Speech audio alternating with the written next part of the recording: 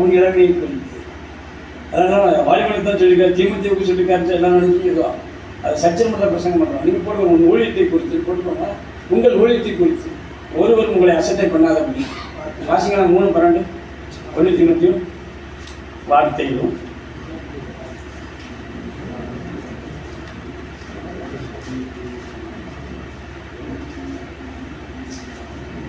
ஒன்று தீமோத்தேயு 3:12 இல்லை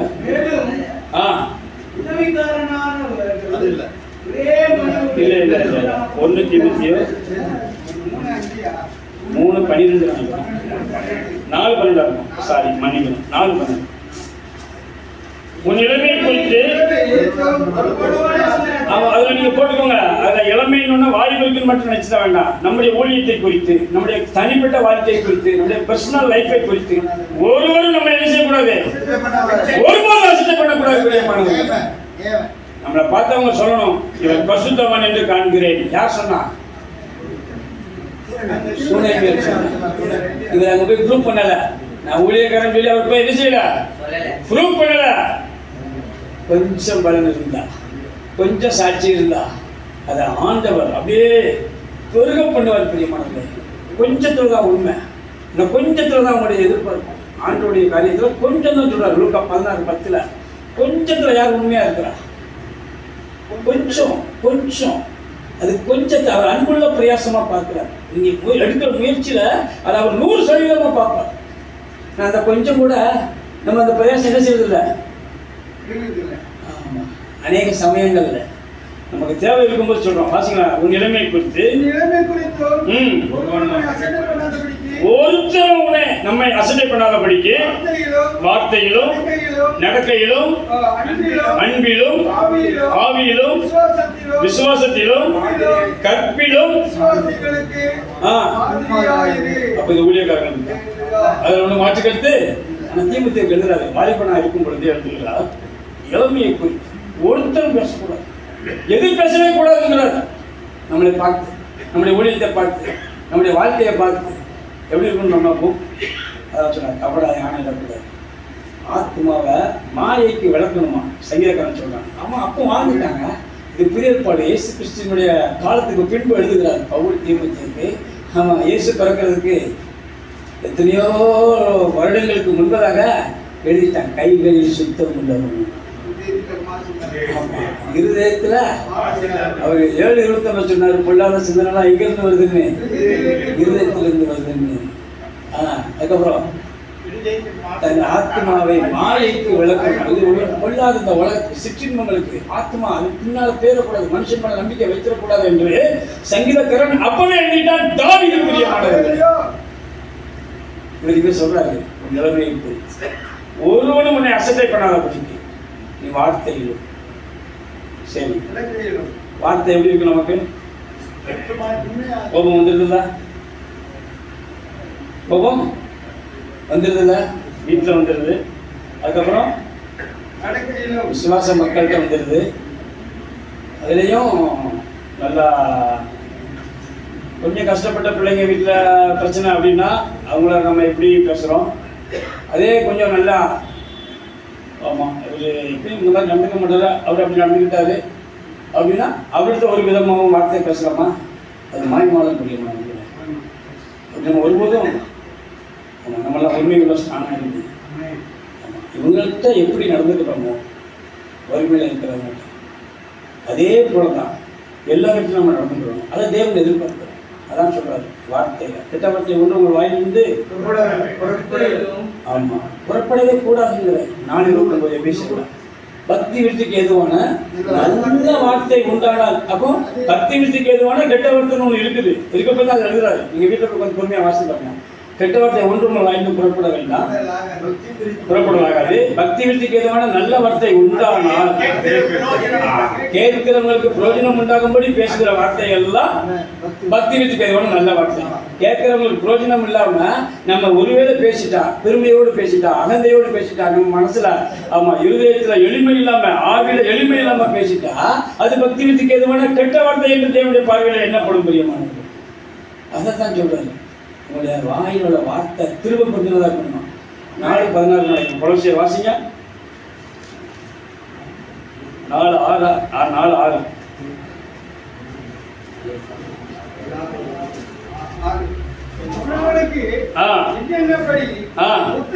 சொல்ல வேண்டும் என்று நீங்கள் அறியும்படிக்கு உங்கள் வசனம் எப்பொழுதும் சில நேரம் அல்ல, ஆமா எப்பொழுதும் எல்லா இடத்திலும் அது கிருபை கொஞ்சமாய் உப்பால் சார்பையினமாய் தான் இருக்கணும். ஆமா, தேவன் அதிகாரமுடையவராக போயிருந்தார் இயேசுவானவர் இந்த பூமியில வாழும்போது. இப்படிப்பட்ட வார்த்தைகளுக்கு ஆமா ஜனங்கள் ஒருவேளை செவி கொடுக்க பயப்படுவாங்களோ அப்படின்னு நீங்க பயப்பட தேவையில்ல. கர்த்தர் ஆமா உங்களோட கூட இருப்பார். ஆமா தோல்வி உங்களுக்கு இல்லை. ஒருவேளை அவங்க நம்ம சபையை விட்டு இப்படி கடினமாக நடந்துக்கிறாங்கன்னு சொல்லி அவங்க நம்ம சபையை விட்டு போயிருவாங்களோ வச்சு என்ன செய்ய தேவையில்லை. நான் அழைக்கப்பட்டது என் ஆண்டவருக்காக, நான் சத்தியத்துக்கு சாட்சியா நிற்கணும். நான் இப்படித்தான் பேசணும். இந்த வேதம் அப்படிதான் சொல்லிக்கிறது. இந்த வார்த்தை ஆனால் ரொம்ப உறுதியா இருக்கணும், திரும்ப பொருந்ததா இருக்கணும், உப்பால் சாரம் பெரியதா இருக்கணும், கேட்கிறவர்களுக்கு பிரோஜனம் உண்டாக பேசணும். அதை எல்லா இடத்திலும் ஒன்று போல பேசணும். அதை நீங்க முயற்சி செய்வீர்களே ஆனால், அதை நீங்க வாஞ்சிப்பீர்களே ஆனால் அப்படிப்பட்ட கிருபை தேவன் உங்களுக்கு தந்து 12:12 சொல்லப்பட்டது போல ஆவியானவர்களோடு கூட இருந்து ஏசாயா 50 சொல்ல சமயத்துக்கு ஏற்ற வார்த்தை. நம்ம படிப்பறிவு இருக்கா இல்லையா அதை பற்றிதான் கேள்வி இல்லை.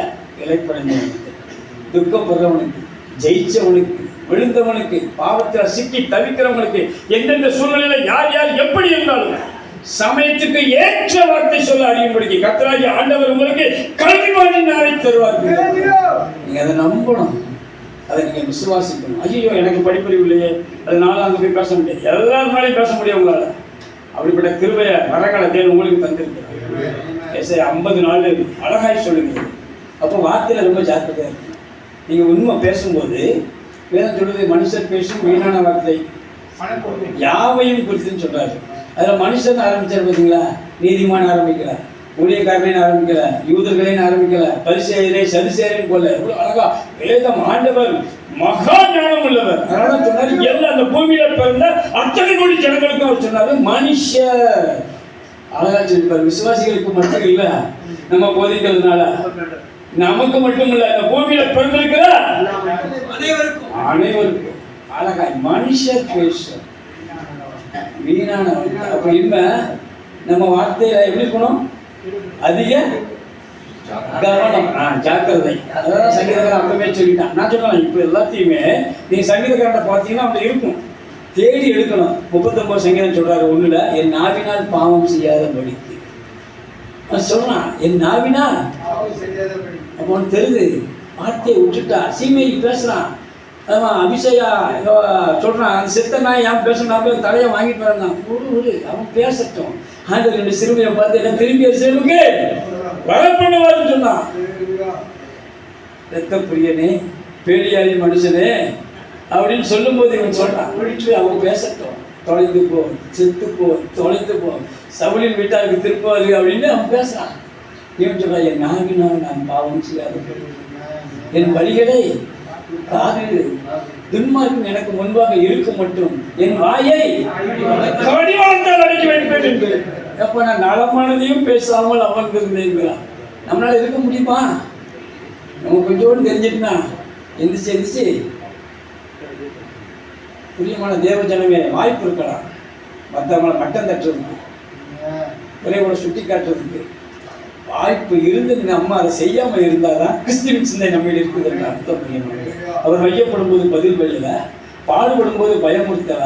அவருக்கு இருந்துச்சு, அதிகாரம் இருந்துச்சு, பயமுறுத்த முடியும். என்னையா நீ சிறுவேல கேட்கல, என்னைய பேசிட்டியா நீ, நம்மளுக்குள்ள என்ன செய்யக்கூடாது இருந்ததுன்னா வந்துடும். ஏமாத்திரம், என் குடும்பம் ஏமாத்திரம், என் வாழ்க்கை ஏமாத்திரம், என் தகப்பன் வீடு ஏமாத்திரம் தாழ்த்திட்டானா நீங்க ஒப்பிட்டு பாருங்களா. அதனால அவனை பார்த்து சொன்னாங்க இருதயத்திற்கு 13:22 சொல்லலாம். எத்தனை பெரிய சாட்சி நம்மை குறித்து தேவனுடைய சாட்சி சொல்ல முடியுமா? வார்த்தையிலும், அடுத்தது நடக்கையிலும். நடக்கை எப்படி இருக்கு நமக்கு? பவுல் சொன்னார் என்னை பின்பற்றும், நம்ம கிறிஸ்துவை பின்பற்றணும். அவர் எதற்காக சொன்னாரு? நான் கிறிஸ்துவ பின்பற்றுவது போல நீங்களும் என்ன நினைச்சீங்க? நம்ம எல்லாரும் கிறிஸ்துவ தான் பின்பற்றணும். இப்போ அதுக்குள்ள போக வேண்டாம். ஆனால் நம்மளுடைய நடக்கை எப்படி இருக்கு? நம்மளுடைய நடக்கை எப்படி இருக்கணும்? தேவன் எதிர்பார்க்கிற நல் நடக்கையா இருக்கும். தேவன் எதிர்பார்க்கிற விரும்புகிற நல் நடக்கை உள்ளவர்களை நம்ம என்ன செய்யணும்? ஆமாம், மாசு இருக்கக்கூடாது. அதில் ஆமாம், குற்றம் சாட்டக்கூடிய அளவுக்கு நம்முடைய நடக்கை ஒருபோதும் இருக்கவே கூடாது. நம்முடைய நடக்கிற அதிக ஜாக்கிரதை. எபேசியர் 1ஆம் அதிகாரம் 4 வருஷங்களா?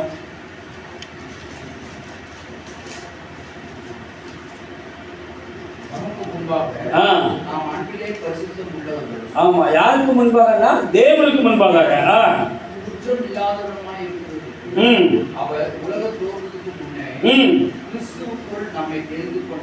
தெரிந்து கொண்டபடியே 8 இல்ல அப்படியே தொடர்ந்து வாசிங்களா? 5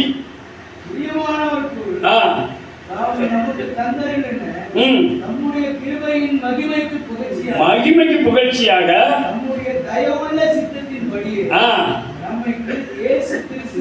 மூலமாய் சுவிகார புத்திரர் ஆகும்படி முன் குறித்திருக்கிறார். இப்ப நம்ம எல்லாரும் யாருக்கு சுவிகார புத்திரர்? ஆமா. இப்ப நம்முடைய நடக்கை எப்படி இருக்கணும்? ஒரு ராஜா வீட்டு பிள்ளை. நீங்க நல்லா யோசிச்சு கற்பனை செய்து பாருங்க. ஒரு ராஜா, ஒரு முதலமைச்சர், ராஜா. ஆமா, தாவீது ராஜா. தாவீதோட பையனுடைய நடக்கை எப்படி இருந்துச்சு? அம்மாவோட எப்படி இருந்தா? எப்படி இருந்துட்டா? நடக்க எப்படி இருக்கும்? நீங்க அம்மா ராஜா, ராஜாதி ராஜா யாரு?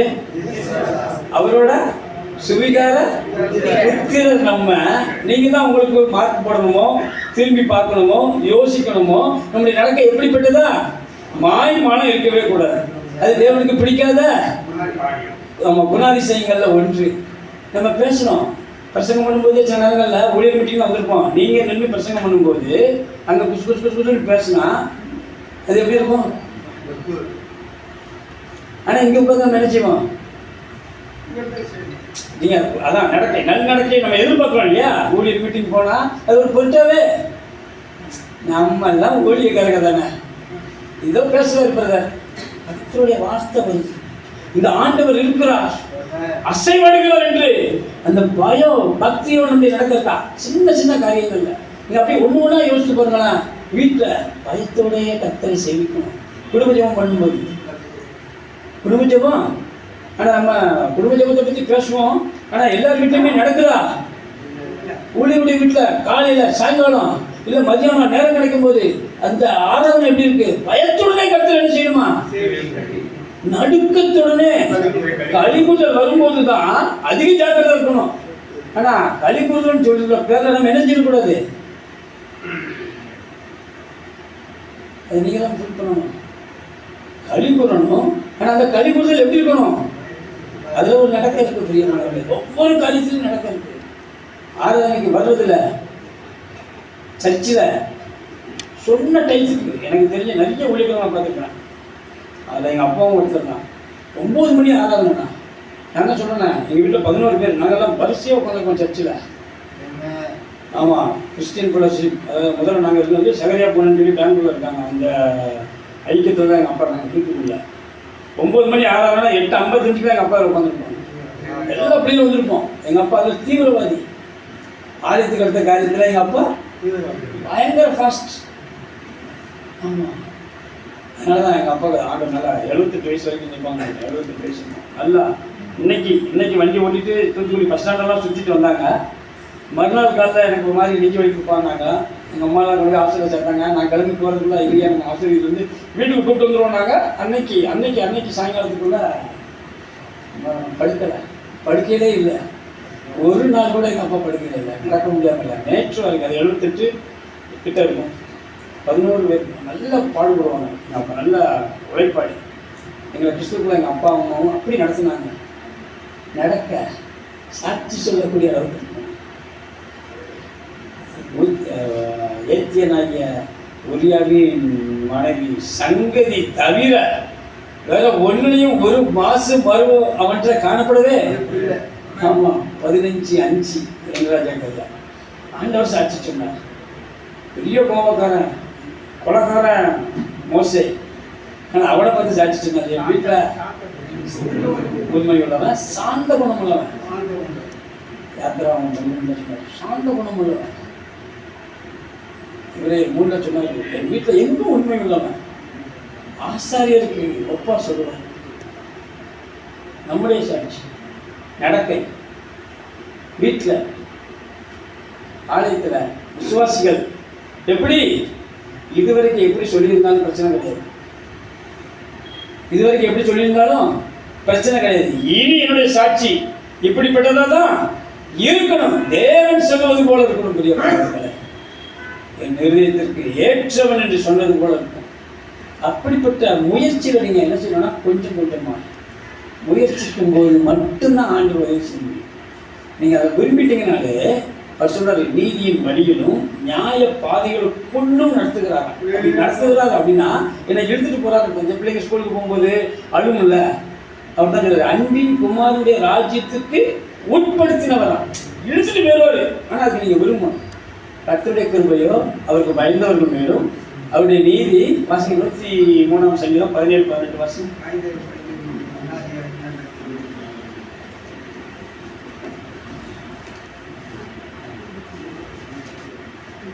நானே வாசிக்கிறேன். கர்த்தருடைய கிருபையோ அவருக்கு பயந்தவர்கள் மேலும் அவருடைய நீதி அவருடைய பிள்ளைகள் மேலும் அநாதியா என்னென்றைக்கும் உள்ளது. அவருடைய உடன்படிக்கையை கைக்கொண்டு அவருடைய கற்பனைகளின்படி செய்யறவங்க மேலும் சொல்ல வேதம் செய்ய தீர்மானம் எடுக்கணும். என்னுடைய நடக்க தேவனுக்கு பிரியமானதாய் இருக்க நான் முடிவெடுக்கிறேன், தீர்மானம் எடுக்கிறேன்னு சொல்லி நீங்க செய்ய நினைச்சா போதும். பிரியமானவர்களே, மனது அந்த விருப்பம் இருந்தா போதும். உங்களை அந்த பதில எடுத்துட்டு அதுல ஒரு காத்திருக்கிறார். ஆமா, ஏசாயா 40 வாசிங்களா? ஏசாயா 40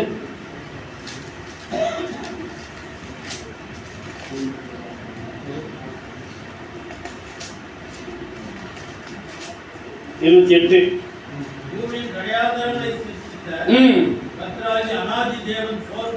அவர் ஏங்க சோர்ந்து போனோம்? அவர் ஏன் இடைப்படையணும்? இது உங்களுக்கு தெரியாதா? நீங்க கேள்விப்படலையா? அவங்க ஏன் சோர்ந்து போகணும்?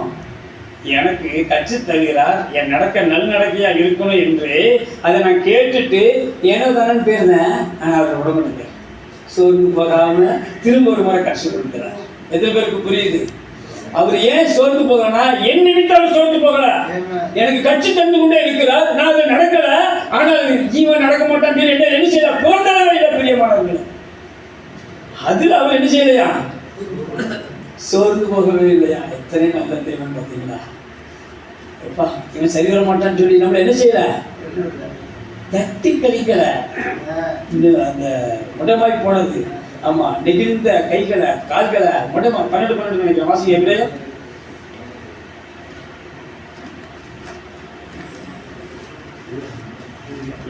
12:12. ஆகையினால் நெகிழ்ந்த கைகளையும் தளர்ந்த முழங்கால்களையும் நீங்கள் திரும்ப நிறுத்தி. ஆமா, நம்மளை நிமித்தம் சொல்றாரு. ஒருவேளை நம்ம சோர்ந்து போய் இருக்கும் பொழுது, கீழ்ப்படியாமல் இருக்கும் போது ஆண்டவர் நம்மளை புறந்தரல, ஒதுக்கல, கீழ்ப்படிய என்று சொல்லி நம்மளை தண்டிக்கல. பிரியமானவர்களே, நம்முடைய ஆத்மா அவர் தாழ்ந்த பாதாளத்துக்கு தப்பு வைத்தான். சங்கீதக்காரன் அனுபவிச்சா சொல்றான், நீ எனக்கு பாராட்டின கிருபை பெரியது, என்னுடைய ஆத்மாவை தாழ்ந்த பாதாளத்துக்கு. என்ன பாவம் செஞ்சிட்டு இருக்கும்போது அவனுக்கு ஜீவன் போயிருந்துச்சுன்னா யோசித்தீங்களா? அவன் அனுபவிச்சு எழுதுனான். மரண வாசல்ல இருந்து என்ன தூக்கி விடுகிற கர்த்தாவே நான் 13 அவன் அதை நினைச்சதுனால சொன்னான், ஆண்டவரே என்னை தாழ்ந்த பாதாளத்துக்கு தப்பு வித்து மனம் திரும்ப முன்னாள் நாத்தான் திருக்கதை சொல்றதுக்கு முன்னால் அவனுக்கு ஜீவன் போயிடுச்சுன்னா அவனுடைய சந்ததியில தான் இயேசு பிறக்காத பிரியமானவர்களே. அனுபவிச்சான், உணர்ந்தான். சொல்லும் போது கற்று கொடுக்கும் பொழுது கீழ்ப்படிந்தான் என்னுடைய வார்த்தை. நடக்கை எப்படிப்பட்டதா இருக்கிறது? நன்னடக்கையாய் மாறணும். நடக்கையிலும் அன்பிலும். அதை குறித்து ரொம்ப நேரம் பேசணும். நான் அது மட்டும் தான் எனக்கு பேசணும்னு வந்தேன். அதுக்குள்ள போகவே முடியாது. நேரம் 1 நிமிஷம். அன்பில ஆண்டவர் அன்பையே நமக்கு அப்படியே வாரி வழங்கி இருக்கிறார். ஆமாம், கை காலில் ரத்தம் அடித்து ஊற்றும்போது அப்படியே ரத்தம் ஊற்றுதான் ஆயில பக்தன் எழுதுறான், சிந்துதோ தூயரோட அன்புங்கிறான். சென்னி விழா கை காலில் இருந்து அப்படியே முள்முடியை தலையில் வச்சு கைட்டு அமுக்க முடியாது. முள்முடி அது அந்த முள்ளெல்லாம் ரொம்ப நீளமாக ஸ்ட்ராங்காக இருக்கும். அந்த முள்முடியை வச்சு கையை கொண்டு இவங்களால் அமுக்க முடியாது. அப்போ என்ன செஞ்சிருப்பான், நீல கட்டை இல்லைன்னா நீல ராடு ஏதாவது வச்சு தலைமையில முள்முடியை வச்சு அப்படியே என்ன செஞ்சிருப்பான், இந்த பக்கம் 2 பேர் இந்த பக்கம் 2 பேர் 2 அமைத்திருப்பான். அந்த முள்ளு குத்தி இந்த மண்டையிலேருந்து அப்படியே ரத்தம் அப்படியே ஒரு சொட்டு வெளியே வரும். அப்படி ஒவ்வொரு டிராப்ஸாக வெளியே வருதுல, அப்படி சிந்துறது தூயரோட ரத்தம் சொல்லலை. ஆமாம், இந்த கிறிஸ்தேஸ்வர ராஜா உந்தன் சிறுவையின் மேன்மையில பாடுறான். தூயரோட அன்பு பிரதானமானது, பிரியமானது. ஆமாம், தேவ பக்தி உள்ளவன் என்று ஒருத்தன் சொல்லுவான் அப்படின்னா யோவான் எடுக்கிற அன்பின் சீசன் 3:17 வாசிங்க. 3:16-17 வாசிங்க. 1 யோவான்.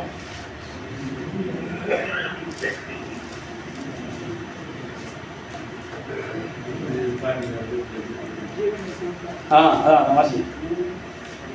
அவர் தம்முடைய ஜீவனை மக்களுக்கு கொடுத்ததினாலே அன்பு இன்னதென்று அறிந்திருக்கிறோம். நாமும் சகோதரர்களுக்காக ஜீவனை கொடுக்க கடனாளிகளா இருக்கிறோம். ஒருவன் இவ்வுலக ஆசை உடையவனாய் இருந்து தன் சகோதரனுக்கு குறைச்சல் உண்டு என்று கண்டு தன் இருதயத்தை அவனுக்கு அடைத்து சொல்றான். எவ்வளவு விவரமா எழுந்தாரு. எப்ப நாளைக்கு சாக்கு போக்கு யாரும் சொல்லக்கூடாதுல்ல, எனக்கு தெரியாது இந்த சத்தியம் யாரும் சொல்லக்கூடாதுக்காக அன்பின் சீசன் எழுதாது. ஒருவன் இவ்வுலக ஆஸ்தி உடையவனாய் எழுதியிருக்காரு. அப்ப நம்ம தப்பிச்சிடலாம். பணம் இல்லைன்னா நான் இந்த வசனத்துக்கு என்ன செய்யல, கீழ்படிஞ்சிட்டேன்னு அர்த்தம் நீங்க நினைச்சுக்கலாம். ஆஸ்தின்னு போட்டுக்கிற இடத்துல மனதில் போட்டுக்கோங்க, விருப்பம் போட்டுக்கோங்க, சரீரத்துல பலன் போட்டுக்கோங்க. உங்களுக்கு ஜீவன் இருக்குமானா நீங்கள் உங்கள் சகோதரனுக்காக ஜெபிப்பதற்கு, அவன் விழுந்து கிடக்கும் பொழுது, அவன் எதிர்பார்த்து இருக்கும் பொழுது அவனை மன்னிப்பதற்கு, உங்கள் திருச்சபை விசுவாசிகளை நேசிப்பதற்கு வாய்ப்பு கிடைக்கும் பொழுது, ஆஸ்தி உடையவனாய் திறம்பட இருக்கிறவர்களாய் நீங்க ஜெபிப்பதற்கு உங்களுக்கு நல்ல வாக்கு உள்ளவர்களாய் இருக்கும் பொழுது நீங்க ஜெபிக்கலன்னா உங்களுக்குள்ள தேவ அன்பு எப்படி நிலை கொண்டு இருக்கும் என்று கேட்கிறார். பிரியமானவர்களே, ஆஸ்தி இல்லைன்னு நீங்க தப்பிச்சிடலாம். ஆனா ஜெபிப்பதற்கு உங்களுக்கு பலனை கொடுத்திருக்காரு. ஜெபிப்பதற்கு உங்களுக்கு என்ன சத்துவத்தை கொடுத்திருக்கிறார். யாருமே என்ன சொல்லி சாக்கு போக்கு பபலமா இருக்காரு. ஒருவன் இவ்வளவு ஆஸ்தி உடையவனாக இருந்து தன் சகோதரனுக்கு குறைச்சல் உண்டு என்று கண்டு பார்த்து தன் இருதயத்தை பண்ணுவானா, சோதனை பண்ணுவானா, அப்படி நீங்க அப்படி சும்மா அப்படி போற போக்கில் என்ன செய்ய முடியாது. உங்களுக்கு அந்த பிரச்சனை வந்தா, நீங்க நேசிக்கிற நபருக்கு அந்த பிரச்சனை வந்தா நீங்க எப்படி ஜெபிப்பீங்க? நான் அப்படி ஜெபம் பண்ணேன். யாருன்னா எங்க திருச்சபை கிளேசபையில் ஒரு பொண்ணு, அந்த பொண்ணு பேர் கூட நல்ல பேர், என்ன சொல்றாங்க, அந்த பொண்ணுக்கு கேன்சர். நாங்கள் எல்லாரும் ஜெபம் பண்ணோம்.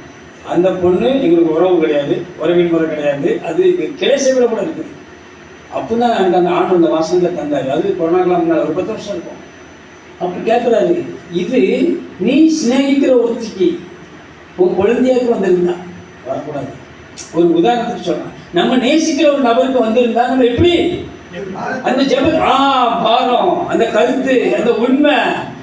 பிரியமான தேவ ஜனமே, அவர் சொல்றாரு, ஒருவன் உலக ஆஸ்தி உடையவனா உங்களுக்கு நன்மை செய்ய திராணி இருக்கும் போது செய்யத்தக்கவர்களுக்கு 3:27 இதுல சொல்றாரு, ஆஸ்தி உடையவர்களாய், விருப்பம் உடையவர்களாய் அல்லது பலன் உள்ளவர்களாய் நீங்க இருந்து உங்க சகோதரர்களுக்கு, உங்களுக்கு எதிராளிக்கு, உங்க சத்துருக்களுக்கு அல்லது உங்களை பகைக்கிறவங்களுக்கு நீங்க உதவி செய்ய வாய்ப்பு வந்து ஜெபிக்க முடியுமானா அவங்களுக்கு குறைச்சலை நீங்கள் கண்டு உங்களுடைய இருதயத்தை நீங்க அடைத்து கொண்டால் அப்படி இருக்கிற மனுஷனுக்குள்ள தேவ அன்பு என்ன செய்யலாம், நிலை கொண்டு இருக்காது என்று வேதம் சொல்கிறது. பிரியமானவர்களே, கொடுத்திருக்கிற அன்பையே எனக்கு வேண்டாம் என்று சொல்வதற்கு சமம். அது நிலை கொண்டிருக்காங்க, அன்பு வெளியே போயிடும். அதான் அர்த்தம். அவர் மேலும் தேவ ஆவியினாலே, பரிசுத்த ஆவியினாலே தேவ அன்பு நம்முடைய இதயங்கள் என்ன செஞ்சிருக்கான், சொட்டு சொட்டா ஊற்றல, அது ஊற்றப்பட்டுனா குற்றாலத்துல ஃபால்ஸ், ஒகேனக்கல்ல ஃபால்ஸ் எப்படி இருக்கு, அப்படிப்பட்ட அன்பை தேவன் நம்ம மேல ஊற்றிட்டார். ரோமர் 5:5 இதை பெற்றுக்கிட்டா இப்ப என்னுடைய அன்பை எப்படி ஊற்றணும்? நீங்க யோசித்து திரும்பி பாருங்க. உங்களுடைய வாழ்க்கையில தேவன் உங்களுக்கு மன்னித்த விதத்தை நீங்க உட்கார்ந்து யோசித்து பாருங்க. நமக்கு எப்படி மன்னிச்சிருக்கிறாரு. நான் இந்த தகுதியே இல்லாதவன், இவ்வளவு உயர்வுக்கு அப்படின்னு எத்தனை பேர் சொல்ல, எல்லாருமே சொல்ல முடியுங்க. நம்முடைய நீதியின் கிரியை நிமித்தம் நம்மளை ரட்சிக்கல. ஆமா, அன்பின் நிமித்தம் ரட்சித்தார் பரிசுத்த ஆவியினுடைய. ஆமா, தேவன் நமக்கு பாராட்டின தயை மகா பெரியது. இப்போ நான் பெற்றுட்ட அந்த அன்பை இப்ப என் சகோதரன் குறைச்சல் வந்து கண்டு நான் என் இருதயத்தை என்ன செய்யக்கூடாது? அடைத்துக் கொள்ளக்கூடாது. கல் நெஞ்சலா இருக்கக்கூடாதுன்றாரு. அப்படி இருக்கக்கூடாது என்பதை தேவன் விரும்புகிறார். அதை குறித்து நம்ம பிஞ்ச நாட்கள்ல கர்த்தருக்கு சித்தமான பார்க்கலாம். இப்போ அடுத்தது அன்பிலும், அடுத்தது ஆவியிலும். ஆவியின் சிந்தை எப்படிப்பட்டதா இருக்கு? ஆவியில எளிமை வேணும். நேபுகாத் நேச்சர் எடுத்து பார்த்தீங்கன்னா அவங்களுக்கு கர்வமே ஆவியில தான் வந்துச்சு. ஆவியில எளிமை வந்துச்சுன்னா அது தாழ்மை. ஆவியில கர்வம் வந்துச்சுன்னா அதுதான் பெருமை. நம்மளாம் பெருமை கொடுத்து பின்னர் நாட்கள் போகலாம். ஆவியின் சிந்தையை தேவன் அறிவார். மாம்ச சிந்தை ரோமர் 8 ஆவியின் சிந்தையோ. இப்போ அந்த ஆவியின் சிந்தையை ஆண்டவர் பார்த்துட்டு இருக்கிறாங்க. ரோமர் 8:27 வாசிங்க.